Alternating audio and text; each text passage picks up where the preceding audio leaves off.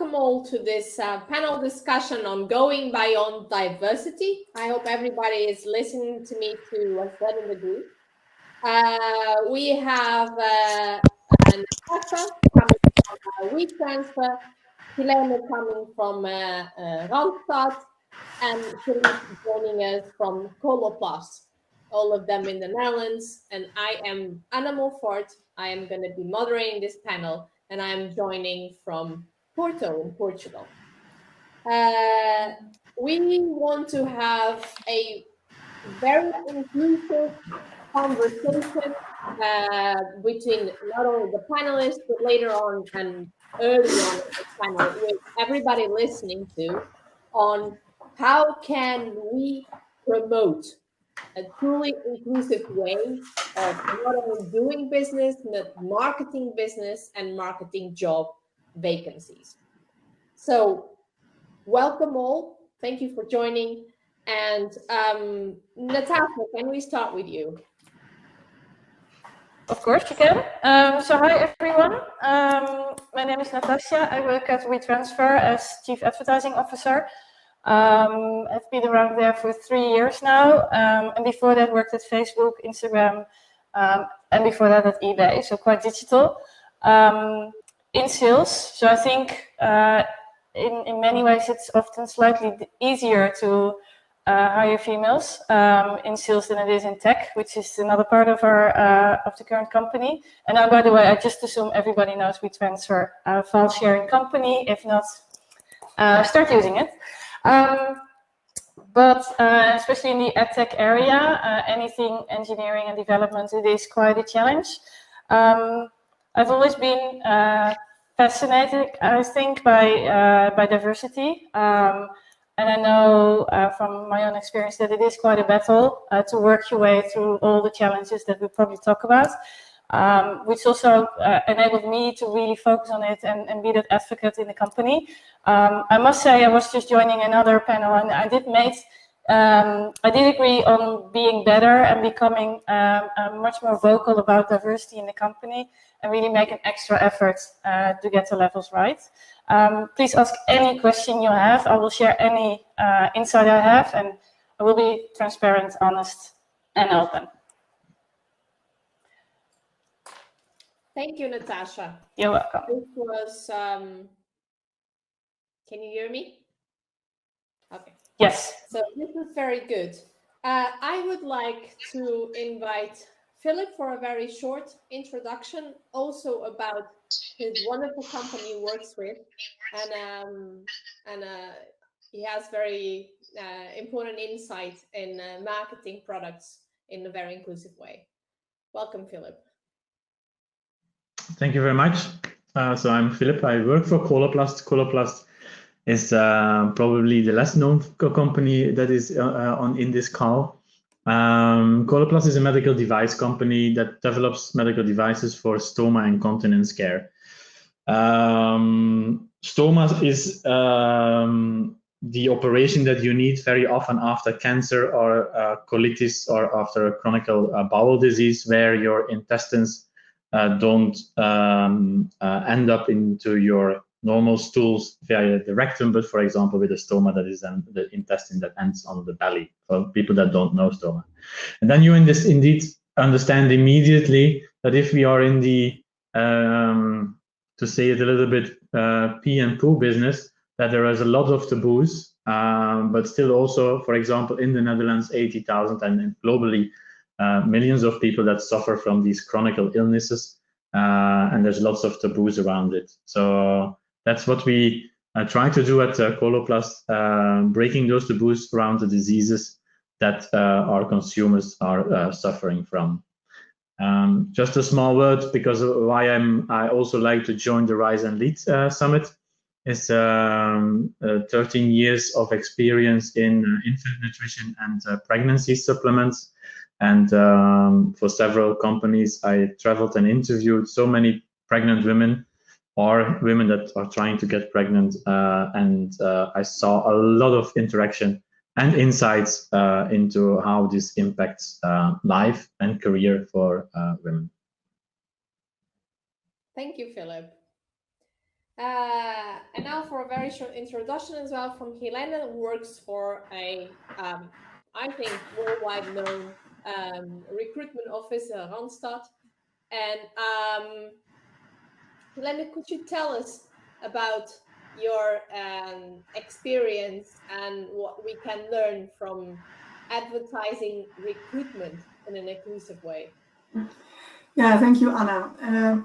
I think to start with, when I joined Randstad just over a year ago, I didn't realize how global this company is. We are present in about 38 countries, so it's really a global company. And why this is important is that one of our core values is to get the simultaneous promotion of all interests. So we want to contribute to a better society, which is one of the reasons I was very excited to join Randstad. And therefore, as you look at what we sell, I have a fast-moving consumer good background. What we sell is jobs. So, but we need to make sure that we sell it to an audience that is not specific. So, contrary to normally what you do in marketing is to have very specific audiences, but we need to make it accessible for all people. And for us, that's very important as a company to try to do that. So we have different ways of achieving that. And maybe I can tell a little bit about that later. Oh, thank you. As I said in the beginning, I would very much like to lead this panel in a just joyous conversation about the opportunities that lay ahead for all of us, business owners, corporate people seeking for jobs, on how to approach this new market in an inclusive way, how to reach for diversity, to pivot and take advantage of new opportunities that we would otherwise meet. Maybe some of you would have something to say about that on looking out to hire diversely. There is a strange noise on the background. I don't know where it's coming from. This noise. I can hear it as well. I will not mute myself. No. In healthcare companies, and you can still hear me, huh? Now? Yeah. In healthcare companies, we have, of course, a tremendous amount of women joining. That's very typical because most of the target group are nurses. We have nurses in our company. In general, we have 70% of the people joining are in general female. So we don't have so much that gender problem, but we have that problem, of course, in the growth. If you look at the higher management functions, then you will, of course, see that too badly there are more men in those positions than women. The advice that I always give to my people when they are hiring is a very simple one, and I think every marketing division profits from it. It's always the same. It's hire someone who is different from you. So don't especially look at sex or color or whatever, but if you are a very creative person, very often you can then profit from somebody who is a little bit more structured. And if you combine those different profiles within your team, and of course, if you can have somebody with a little bit different background, it's only enriching. It's not always easier if you work together because you have many different opinions. So decisions sometimes take a little bit longer, but I can really promise you and also demonstrate versus your competition, you will be much stronger.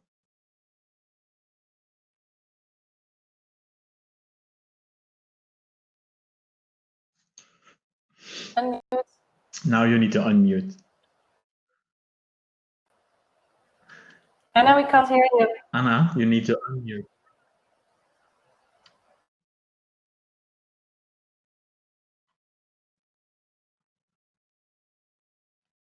Oh, now she has to join again.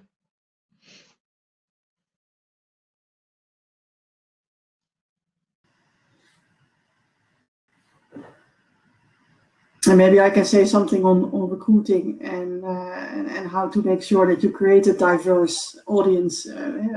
in your recruiting. So what we have found is that it's very important the way you write your job description. You can actually use specific words, and there's scientific proof that some words attract more men and some other words attract more females.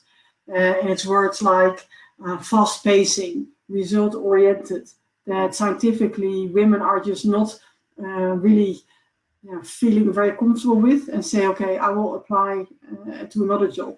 And it's not very consciously, it goes in your subconscious.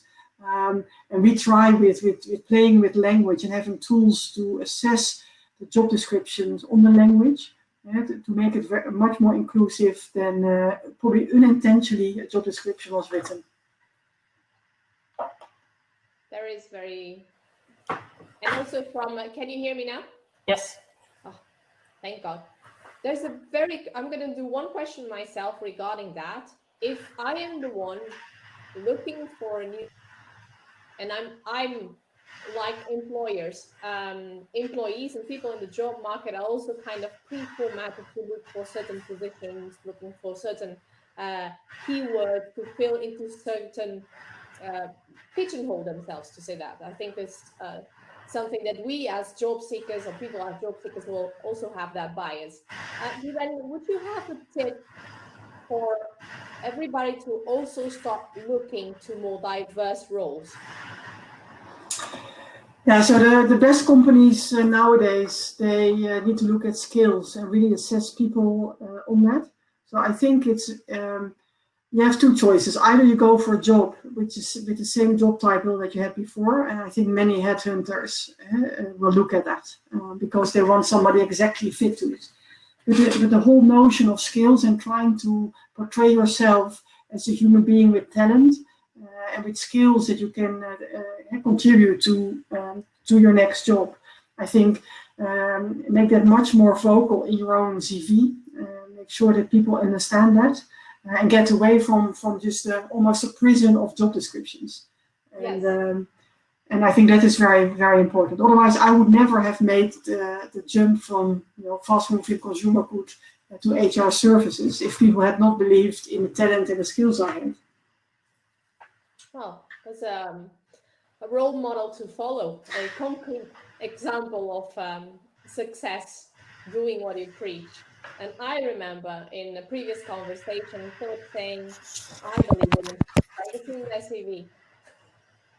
So maybe for this pregnancy, maybe some kind of caretaking that is not traditionally taken advantage of, but you do develop some skills. Would this be something Natasha, Philip would maybe have a say?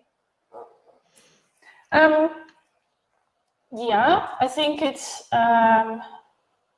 well, actually, let's go back to what Philip said first. Like you say, always hire someone that's different than you.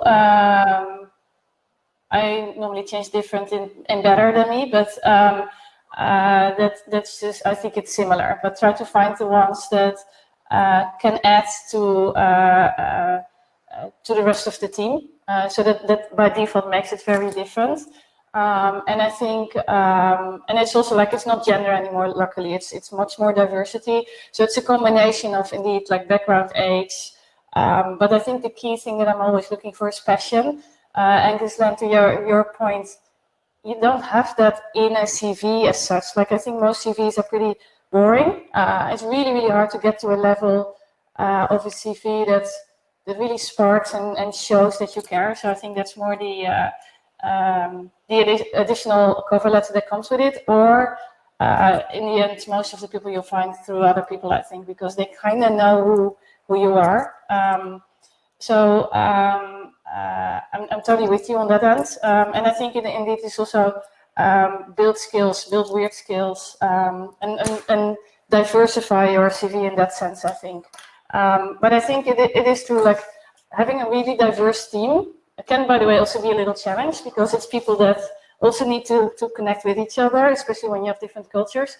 But it's pretty amazing to see what they can do together. I think the COVID situation in that sense even added another level to that, that it really brings the most out of people. But I'm with you, Ghislaine, like your CV, I think as a female, you need to act like most men do as well, like show your potential and not show just what you can do.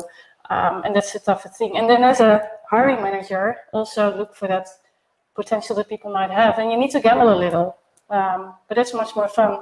Because also if you would hire a person that can exactly do what you're looking for, there's nothing extra for that person anyways. So that's a little on how we try to do that. I must say, maybe in a smaller company as we are with about 200 people, I think you have a little bit more access to the CVs that come in as well. Because I can imagine, Ghislaine, and maybe with you as well, Philip, that a lot of stuff is automated. And I think if there is something that's really blocking that diversity, it's all that automated way of checking CVs, because you cut out the people that don't have like an educational background or probably age. I don't know exactly how that works, but it feels to me that is one of the most challenging areas at the moment to overcome. Yeah, there are very bad examples out there. I think you all know it, the Amazon story, who use algorithms to hire people, and they hire people based on the success rate of the people in their company. Well, and it happened to be that the very successful people in Amazon are all white men of a certain age. So what did the algorithm then conclude? They were only selecting white men of that certain age. And there's more examples of that. So you're completely right. In Randstad, we believe very much in a tech and touch strategy, where you have tech to actually simplify and make some processes more efficient, but also use different ways to connect, with video, with chat, and but there's always the human in there. Otherwise, you miss so much potential. Yeah. Anna, may I touch the topic on putting pregnancy leave into your CV? Yes. So it's a couple of years ago, like 4 years ago, that we, for the pregnancy supplements, and we said, let's do a nice campaign. What can we do? Where are women struggling with? And indeed, what you see is that the moment that you're pregnant, you learn a lot of skills, a tremendous amount of skills. I have 3 kids, so my wife has more skills than I have. But you also see on LinkedIn, many of the people are connecting on LinkedIn during this Congress, and then you see that nobody is in fact mentioning it on LinkedIn, that they have kids or that they have even had a pregnancy leave. So we did a campaign. I can even post it. It's from a previous company, now P&G. It only appreciates women that come into the HR office, and the boss just replies to them how amazing all the skills that they've learned during pregnancy. And of course, it's emotional. We launched that campaign on LinkedIn. It went quite well in Germany. But we also launched that campaign on other social media like Facebook. And that's where I would like also to give the tip to the people listening. You see, of course, depending on the audience, that not everybody reacts positive to these kinds of campaigns. People on LinkedIn, they are professional. They always act in a quite positive way, because negative reacting is not always appreciated on this media. And then it works tremendously well. On Facebook, of course, you have people with more expressed opinions, and then you have to be a little bit more careful. Like I said before already, on Facebook, it's easier to do marketing about your environmental efforts that you're doing as a company than about the efforts that you're doing to promote women or to show your efforts over there. Because it's a more sensitive topic and people have different opinions about it. That is a very, very interesting point of view. Also, I guess, for people trying to connect with companies, also, if they find them more active, and which companies are more active in Facebook or which ones are more active in LinkedIn, which kind of spheres this kind of inclusive or non-inclusive, diverse companies are. I'm going to take one question from the audience now that regards jobs that are full-time or part-time. She says, Renee Veldman says that most of the really interesting jobs are advertised as full-time only. automatically eliminating people who cannot perhaps work 36 to 40 hours a week, but can still make a valuable contribution to a company. Now, I can only assume there's a lot to discuss here. So can I have all your opinion on this? Ghislaine, let's start with you. Well, this is, I think, very much one of the examples that this is more than language, this is the intent. As an employer, you can make clear your intent of your job and your culture through your job description. And clearly, you narrow your audience. And I think as a company, you have to think about your employer brand and think about who you are in the marketplace, also for potential candidates who might be, in the end, also consuming your products or using your services.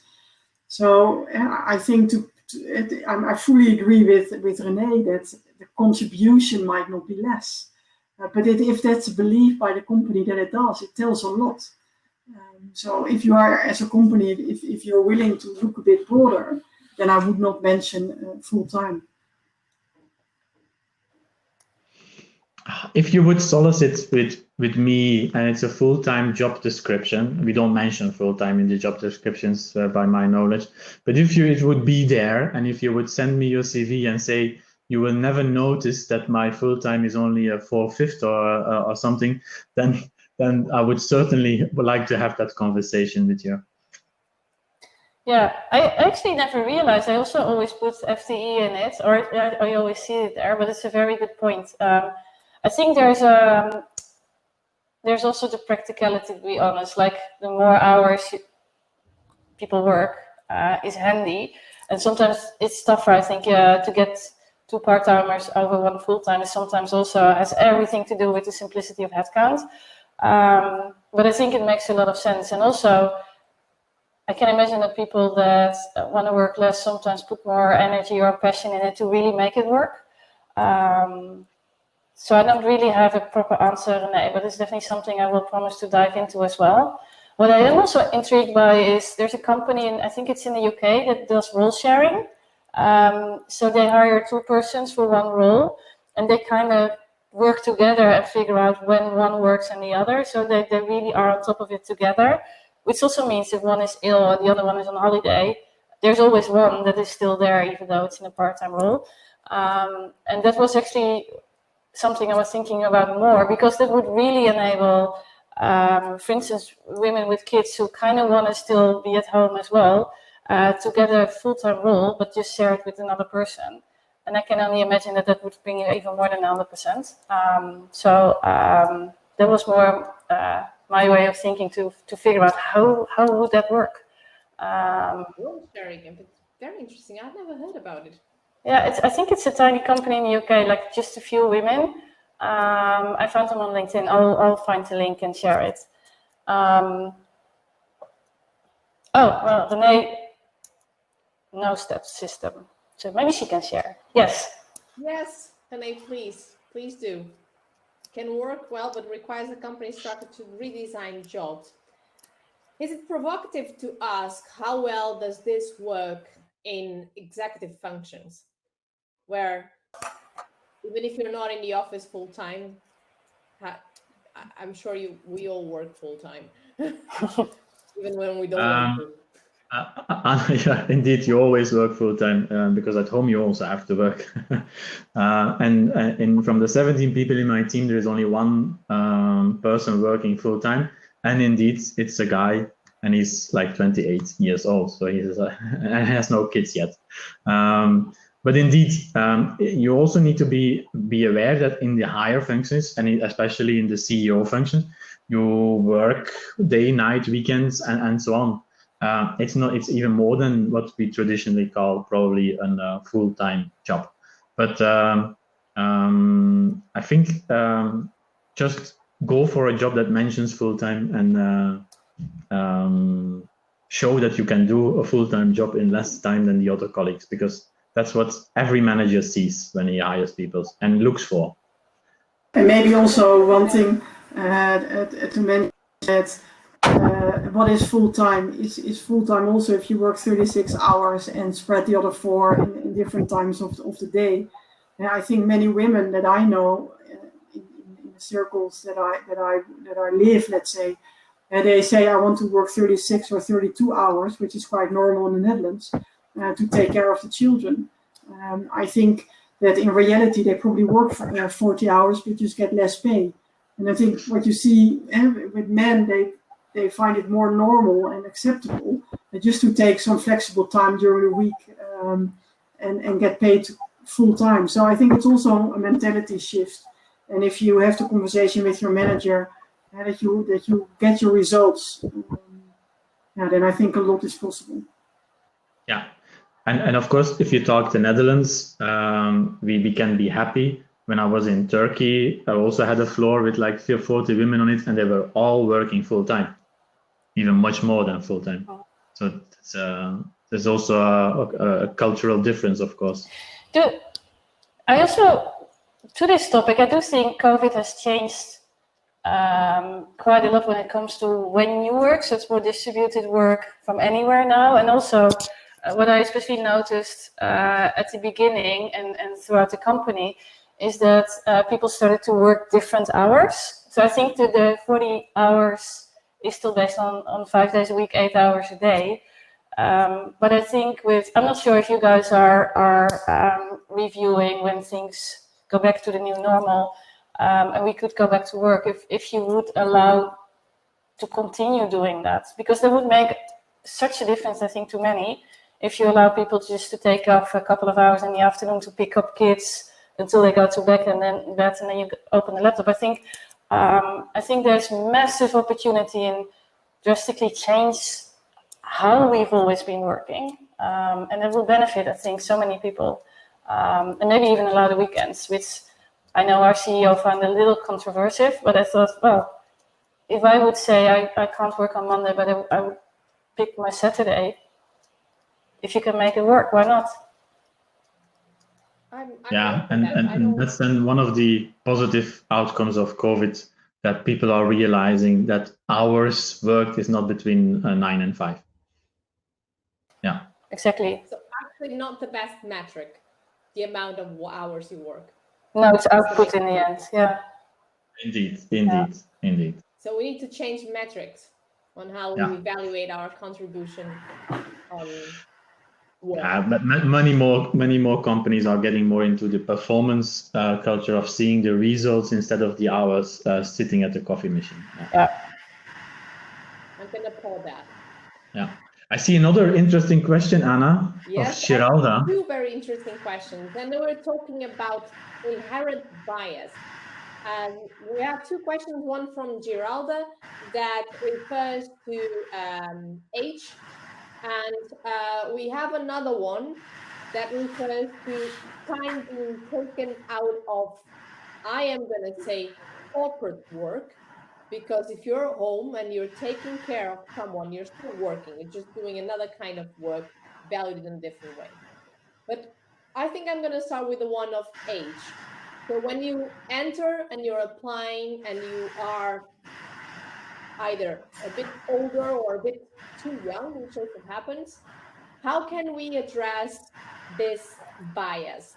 And how can we help people that feel that this bias works against them, break rank?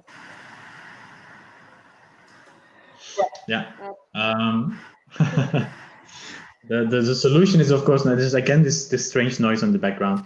But the solution is, of course, not so difficult. What you see, and that comes from research, is that people with a high education, let's say physicians, if they start a job, exactly the similar job, and it's a woman and a man with let's say, same scores at university, but indeed the woman will get a lower salary.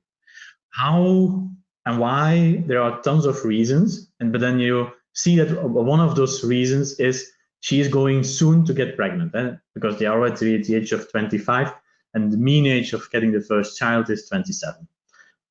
So that is certainly something that plays in the mind of those people, and therefore women wrongly start already with a lower salary. And you see it more in high-level education functions than in low-level education functions.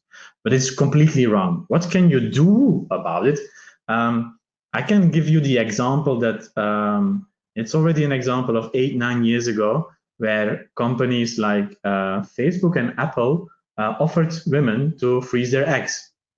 Now, I'm also a scientist. I'm a pharmacist, but I also know quite some about the scientific effects of.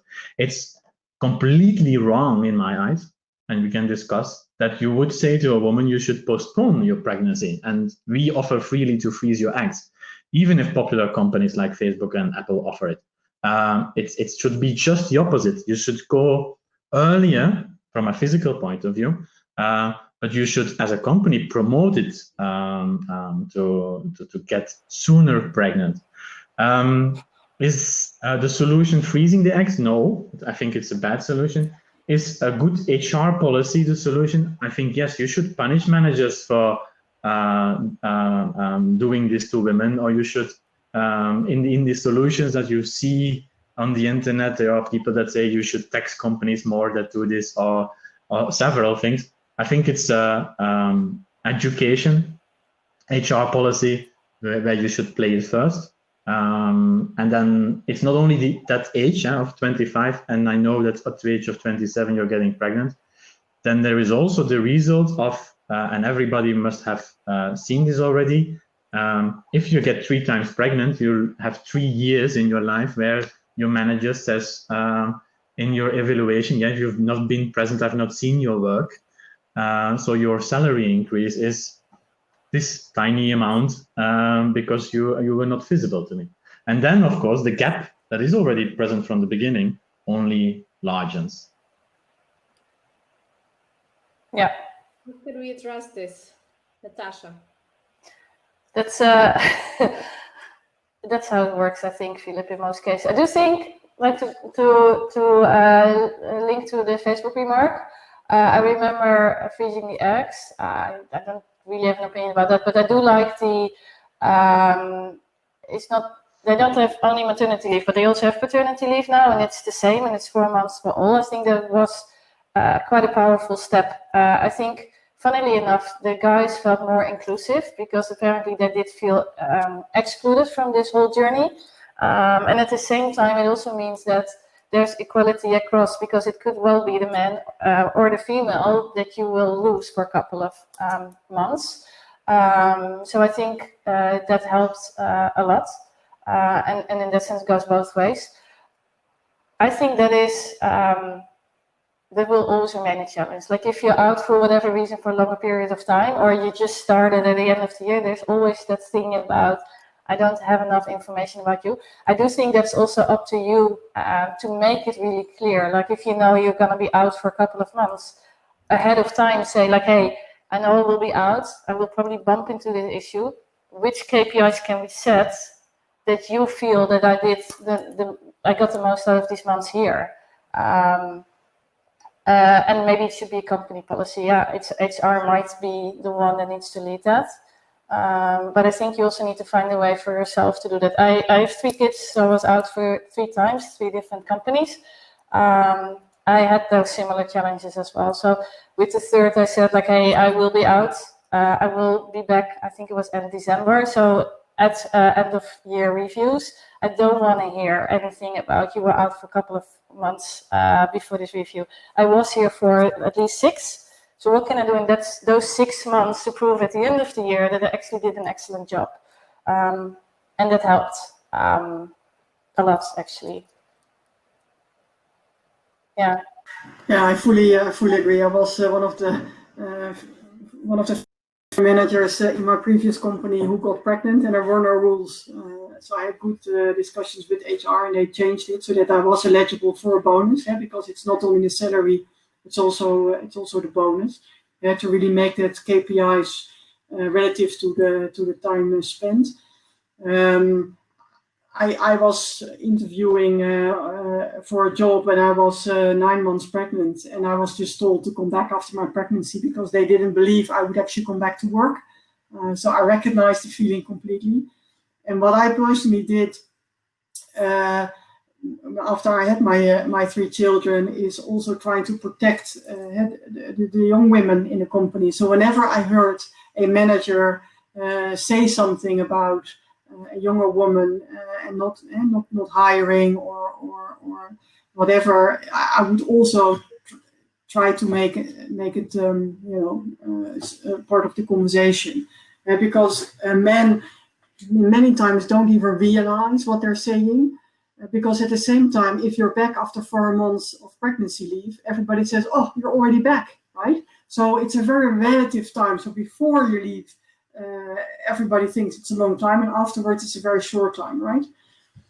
So I think it needs to be a topic that needs to be discussed in a company, and many times it's just dusted over and not discussed. Although I'm going to tell a funny story that maybe, from my point of view, puts some perspective in this and goes to prove the need for diversity at a higher level in companies.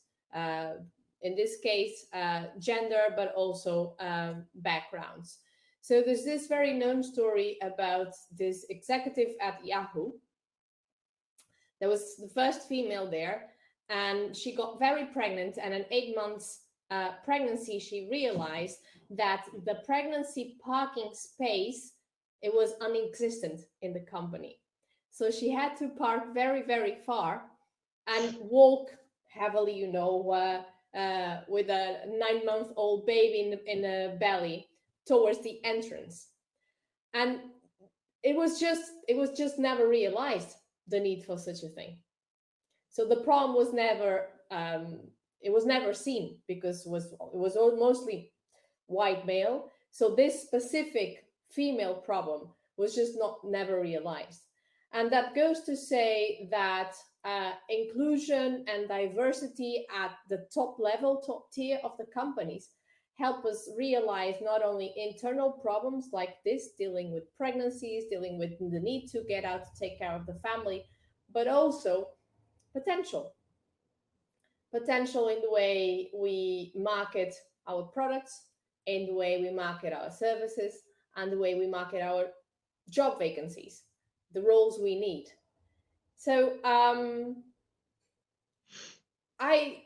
we're talking about how to tackle problems, but actually we could also be talking about how to create opportunities that in our very own biases, we just never saw them. Any questions, any remarks? No, fully agree. And perhaps to give the advice in a solicitation interview, please mention it perhaps spontaneously, because as a man, I can say I never dare to ask whether are you going to be pregnant soon. I'm not allowed to ask these kind of things. And I would never dare, but indeed it plays on your mind whatever policy or belief you have.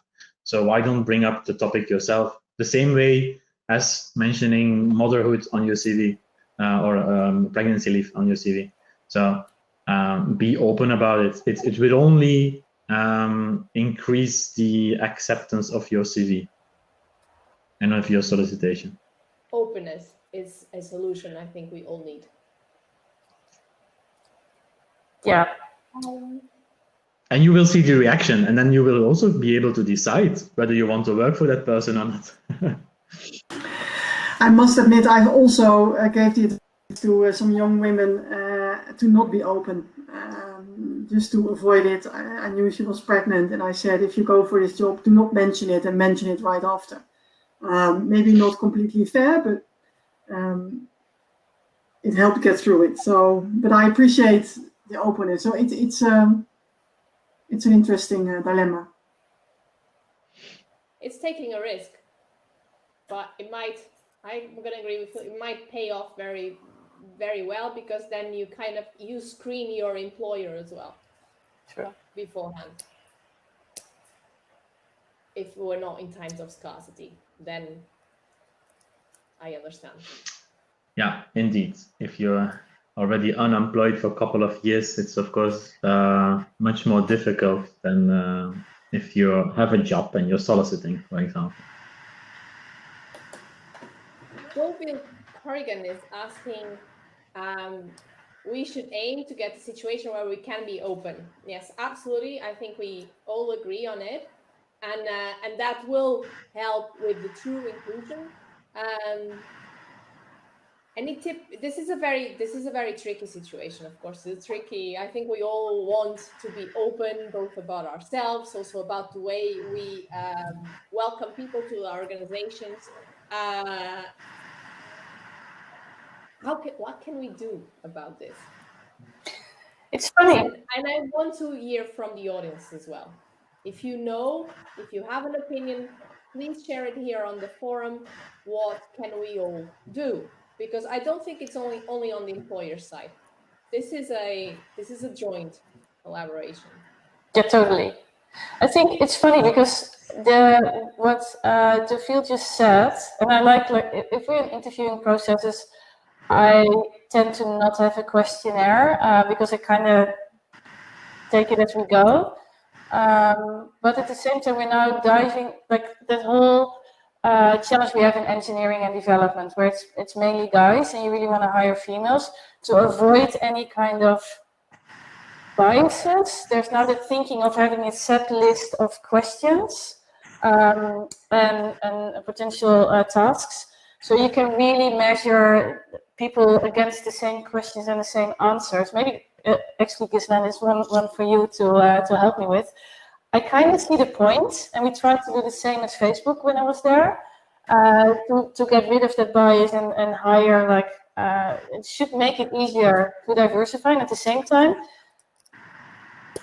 well, maybe it's also not my style, but I found it really, really hard because I also think that depending on the person, the role might be slightly different, and it also kind of blocks me from hiring with different backgrounds because maybe they lack skills at this stage, but they're open to learn. So do you have any experience with that, Ghislaine, from the Randstad side of things in hiring against a fixed list versus like just having an open conversation? There are some very well-known hiring biases, and I think they can be overcome by doing it very structured. Because a recruiter many times hires on a first impression. They hire based on experience that they have themselves. They want to see a clone, as opposed to what Philip says. We need to hire much more diverse. And those biases can be overcome to really be trained in good interviewing. And interviewing for the skills, find evidence that is related to that specific skill. And one of the biases that is known is that you ask for something and then they give an evidence for something else, and then you just agree on that. So yeah, it's both an art and a science, I would say, interviewing. We all here have kids. So we all here been gone through this mill. And now I'm thinking, I'm sure we all talk with our children about this. Can we start molding this, destructing this bias already at school level? That by the time people leave the job market and they start on the ladder and they become the managers that we wish we would be hiring us. Can we do that, and how? We have to. I mean, I can give an example that there was a demonstration of making robots at my daughter's school, my youngest daughter, and she was very excited. So she wanted to go to this robot camp during one of the holidays. So I took her there, and we took 2 steps over in the door. And then she said, "I will go back. This is not my camp." I said, "Why? There's only boys, right?" So apparently, in a head of a 10-year-old, there was already this distinction. Oh, I do not belong here because there's only boys. But we need to address it. I took engineering. I know that. Yeah, my daughter played rugby, and she was the only girl. So at the age of 10, whether she would do it at the age of 13 still, that's something else. But no, school education, but that's a known fact. Education means everything if you want to change culture. So everybody here can play a role.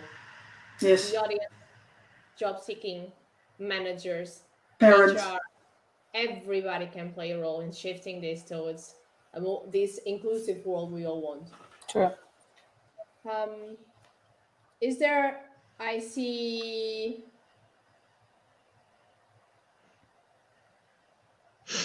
Yeah, if a whole team is male and then you hire another male because you don't want. that's hard to, that's just, yeah, it's hard. Is there any other questions from the audience? Deauville, Giralda, I feel we've already answered your questions. Diverse means everything: background, nationality, gender, race, and mainly based on skills and skills that can be built, personality traits, no matter what kind of gender or background you have.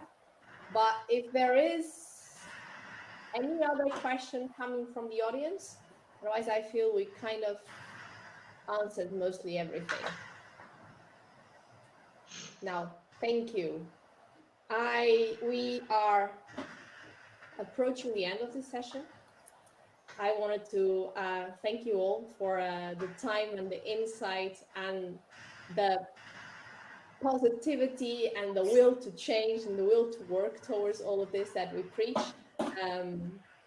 It's putting our money where our mouth is, putting our actions where our mouth is, and I think the society as a whole and our audience here at the Horizon League all become better for it. Natasha, Philip, Glenna, thank you very much for this opportunity to discuss this with you. And see you at the other sessions. Yes. Thank you very much for the invitation. Thank you so much. Thank you very much, Anna, and everybody for listening in. Thanks for listening in. Bye.